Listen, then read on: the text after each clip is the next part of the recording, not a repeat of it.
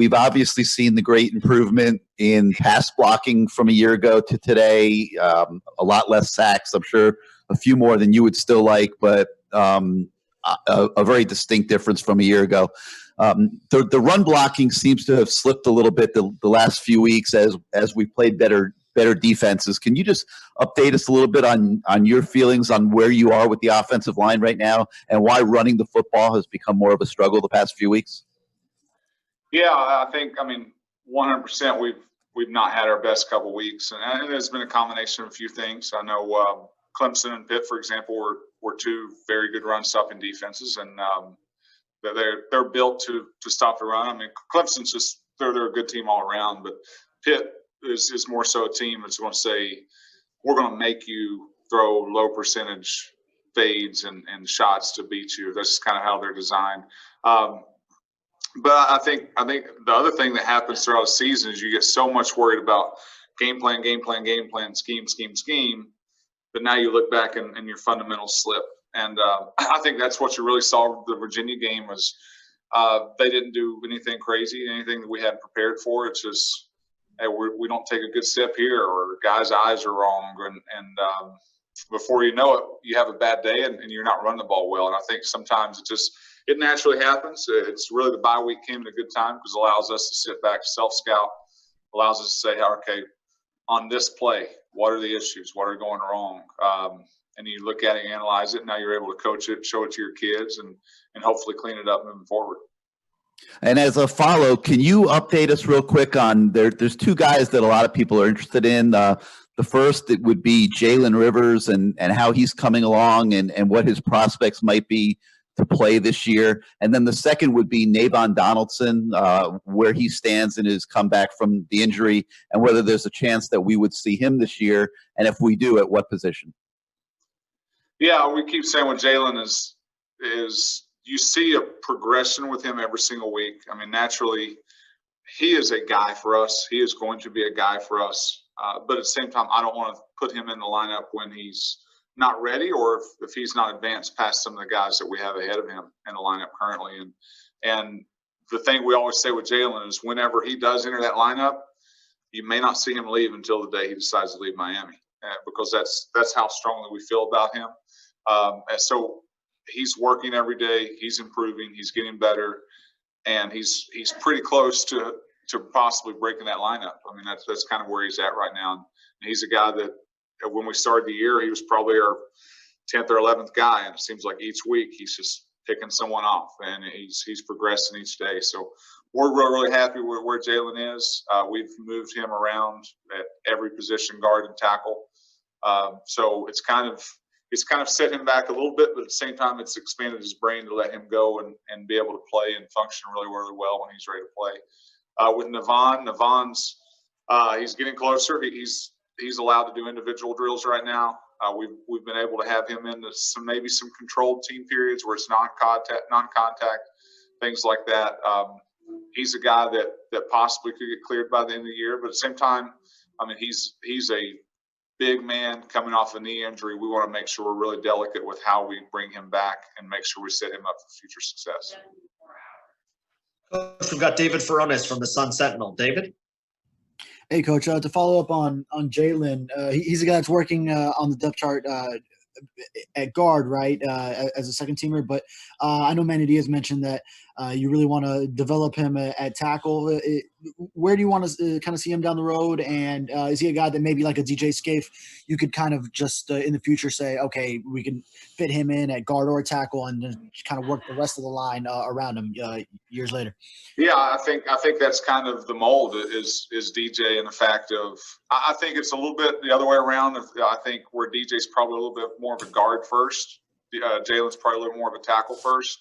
Although you could see him possibly play his earlier years as, say, a guard just for the fact that that's availability. And sometimes the game can be a little bit slower because you don't have as much as far as verbal calls that you have to make at that position. You can just play and kind of rely on your center and tackle for that communication. So really the thing we try and do with our group is, yeah, we have ideal positions for guys, and yeah, we want to put guys in the optimal positions, but at the same time, we want to try and get the best 5 guys on the field. So I think that's why it's important with Jalen that we rep him at both of those positions. That way, if a guy's slipping or if a guy's not playing like he should, we can slide him into that position and we don't weaken the other position. So that's kind of the thought process with him.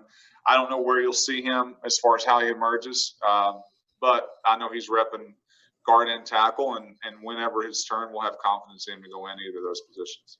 I also wanted to ask about Isaiah Walker. I know he's not available for games yet. What have you seen from him in the buildings? How much is he allowed to do right now? He's fully allowed to practice. He's with the team. Isaiah is a very, very talented guy. He probably needs a year of development, just from fundamentals, techniques, just getting acquainted to college life, all those things. But as far as his talent and his upside, we're extremely excited about his potential here. Coach, we've got David Lake from InsideTheU. David? Yeah, Coach, wanted to ask you, I guess, about John Campbell and just, how's he been performing this year? Also curious, too, if you feel like does he have a skill set to kick inside and play guard? And is that a look you've gone with during camp, or is that something you might be toying with this season at any point? Yeah, I mean, John clearly can play guard because he played it a lot last year. We've seen that on film. I think prototypically he's more of a tackle just from his build, his body, his game. I think it probably puts him more of a tackle, and that's really the way we projected him throughout. Again, we're not opposed to anything, but our main concern with him has been developing him at tackle, seeing how he can grow and progress there. Coach, we've got Manny Navarro from The Athletic. Manny? Hey, Coach. Want to ask you about a couple of guys who really aren't playing.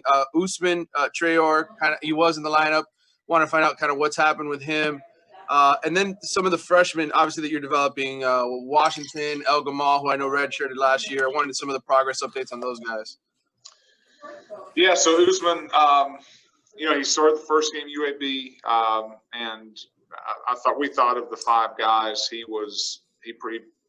performed at the lowest, but I think that kind of coincided with the fact that Ja'Kai Clark missed the beginning of camp and was still growing, developing.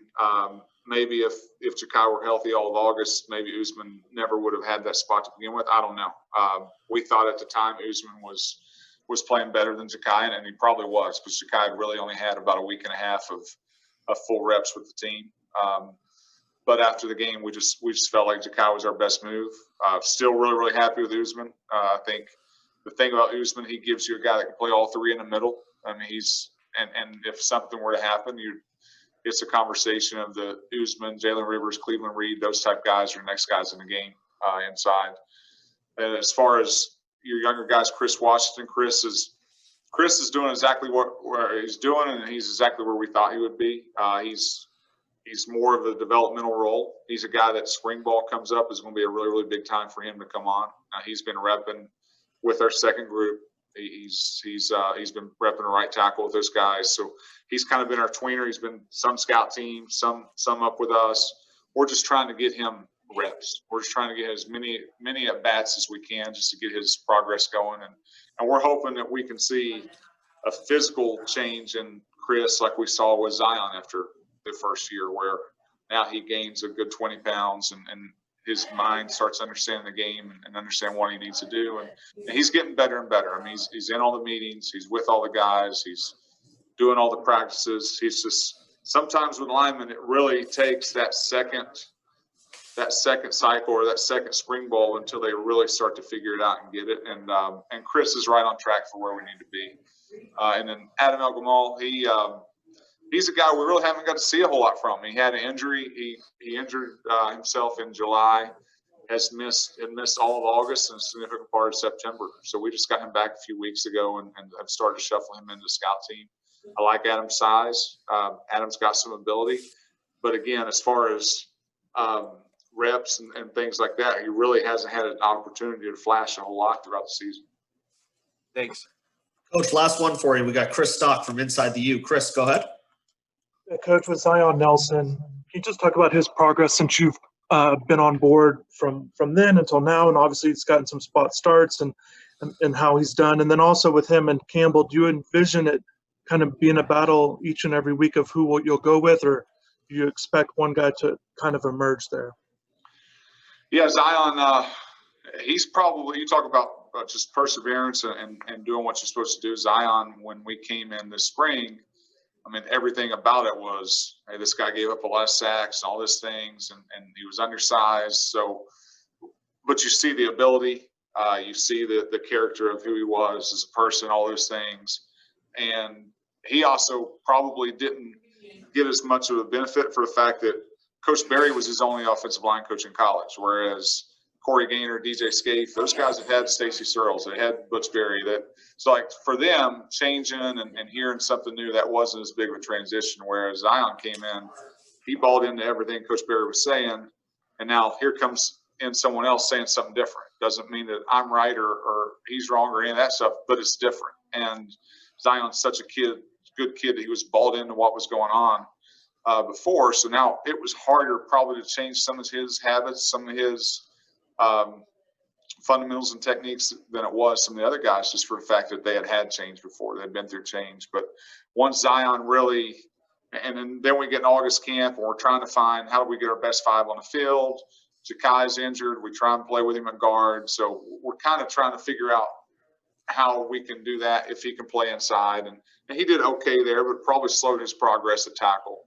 Once we finally made the move and said, okay, let's let him develop at tackle, you've seen probably him and Jalen Rivers have probably been the biggest two guys throughout this fall who you see a noticeable improvement every single week. And not to say those other guys are getting better or worse, but those guys are doing a really, really nice job every single week. And Zion really, since he's been in the lineup, I mean, we had to start in Florida State. We had to start in the Florida State game because of Campbell's injury. Then we had to play him at right tackle because of Jared's injury pit. And he went back to left tackle this past week and rotated him at Clemson. I mean, throughout his past month of playing games, he's probably been our best performer on the offensive line, and has kind of solidified himself as the guy that we want to try and move forward in that position. And if he has a bad day and Campbell or someone has a good practice or whoever, it's our job to make sure we reward the best five guys who we think are practicing and doing the best. And right now, Zion's doing the best. But if 2 weeks from now, Jared Williams is having a bad practice and Zion and John are going, then we'll try and figure out to put those two guys on the field. But we want to make sure we get the best five on the field. And we also want to make sure we put the best five guys who have practiced the best on the field. So right now, Zion's been that guy.